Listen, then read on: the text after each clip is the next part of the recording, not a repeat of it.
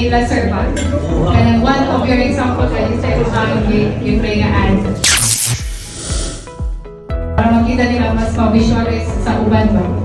O sa nag-reels ba? Meaning video? Oo, para makita na nila ba? Actually guys, ang pagtimpla man po sa ads manglog, based on my own experience ha, kung unsay format lang ko sa akong ads, it doesn't apply to all. Yes, exactly. Dahil like nagtimpla sa ads, it's for you to determine unsa ang ads nga mo work para nimo. Ilalahi mo ng target market. And ang akong mga target market is ilahi sa taste. Maybe at some point, ang akong mga customers, lahi ko taste inyong customers. Irani mo siya mga 2 months, at least makita rin mo ang inyong target market ba nga there's a shift good along the way.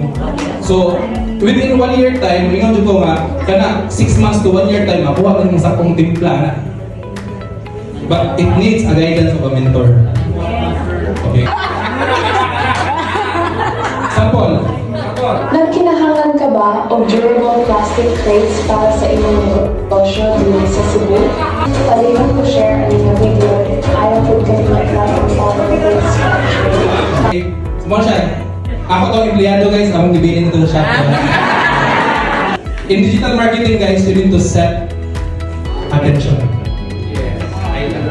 Attention yun.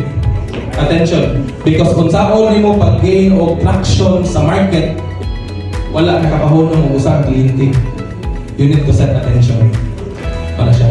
And it entails a mentor to teach you how to build that attention. They not like us. They not like us. They not like us. They not like us.